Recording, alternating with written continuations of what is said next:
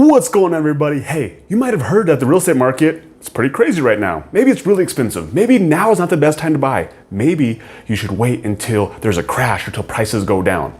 Well, I'm here to tell you that right now is actually the best time to buy. And you know what? We actually have two houses that we just bought. We have a home under contract as we speak, and now we have 12 rental units, and we're on our path to grow to over 100 doors by the end of 2022. So if you want to see exactly how we're doing it and how you can too, stay tuned, because today I'm going to show you how you can find your first real estate deal or just find your next real estate deal.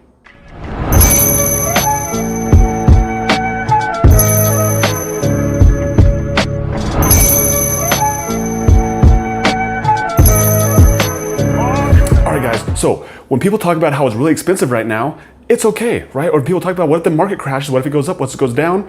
You know, the way I invest, it doesn't matter what the market does. And so here's why I'm gonna tell you why. Is because when people talk about when the market goes up or down, they're talking about banking on appreciation, or they're talking about how they wanna buy low and sell high. And the problem with doing that in real estate is that then you gotta pay capital gains tax. And then when you pay, even if you make a good spread on your money, well, then you're left without an asset anymore. And so when I buy real estate, the whole point of it is not to buy it to sell it, it's to buy it and hold it forever. And then if it goes up, well, then it just looks like I got really lucky. And so that's the fundamental difference between how I buy real estate versus how most people buy real estate. And so let me explain a little bit more exactly what I mean. So again, if your whole goal is to buy real estate at, let's say, $200,000, and you want to sell ones at $300,000, well, what happens if the market goes down? Well, then you just literally lost money.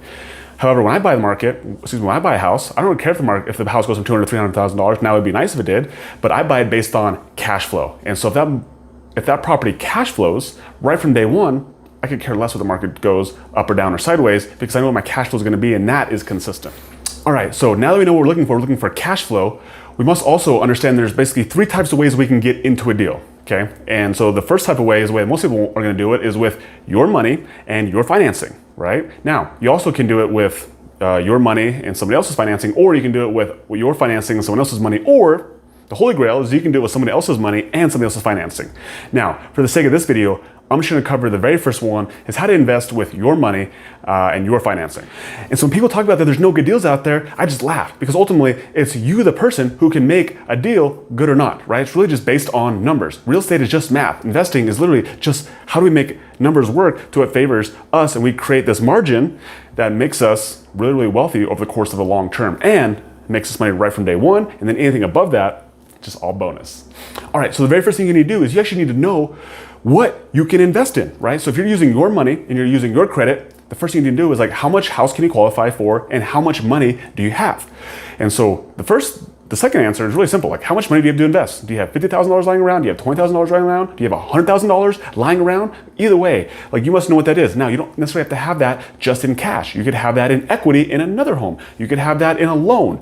There's lots of other things. You could have it in the stock market. You could have it invested somewhere else. You can have it tied up at any other places, but you just need to know that you can eventually have access to that cash. You need to be able to make it liquid eventually. So that's the first piece. Then you must know if you're using your own credit, well, they're going to tell you how much you're able to qualify for. So you're only looking at $1 million properties, but you can only qualify for $450,000 properties. And so going to a lender and having them tell you, hey, here's how much you can qualify for. And so based on what you qualify for, and you know how much your down payment is, then you get a rough idea of exactly what you're actually looking for when you're going to find a deal.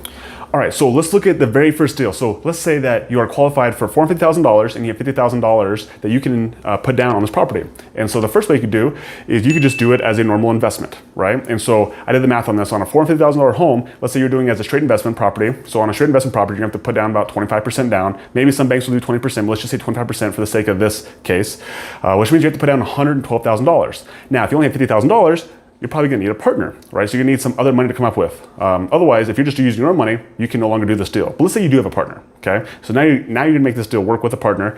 And so you put down $112,000. Let's say you get a 4% interest rate, because that's kind of what the rate is gonna be roughly right now. That means that your mortgage is gonna be about $1,894, okay?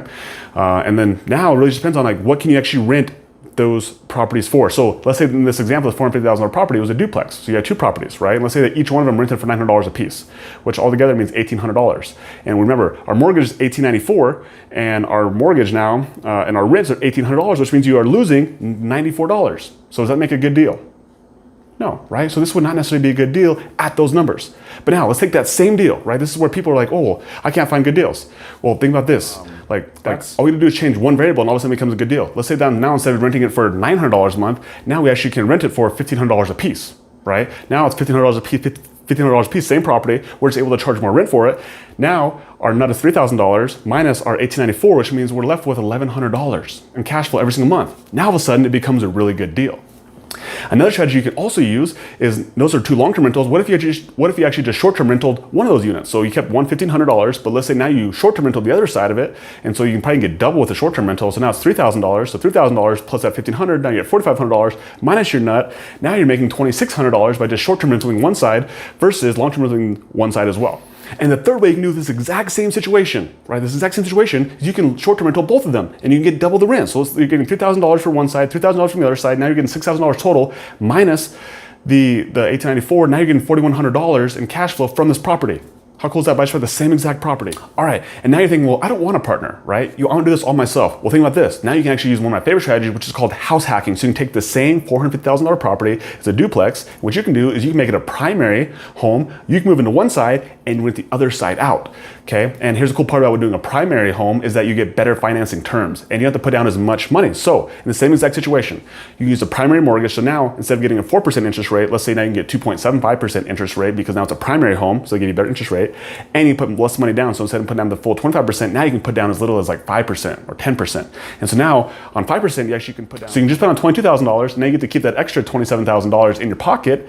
And then your mortgage is going to be around, what, $2,000 a month. Okay, which is pretty cool. Now, with the other side, again, you can long-term rental it, and let's say you use that same example, use $1,500 a month. Now you're only paying $500 to live in your home. Not a bad deal.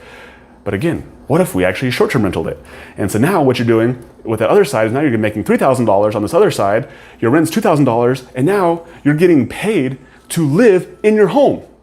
Wow, crazy. You're making almost $1,000 to live where you're living at right now. Okay, and that's how you actually make this work. And the example I just gave you is actually the exact same example that we use in our current home right now. And so that's what we're actually doing, is we're actually making money in our own personal residence. And so we don't pay a mortgage. We haven't since the day we moved in here. And so that's literally how you can get creative, how you can make any deal work. It just all depends on your numbers. And that's the part I really want to get across to you is that you just have to know your situation. You have to know how much money you have. You need to know how much you're qualified for. And then once you find the deal, like get creative, find a way to make it work. There are so many different avenues you can do. You can do short-term rentals, you can do long-term rentals, you can do house hacking. There's so many different strategies out there for you.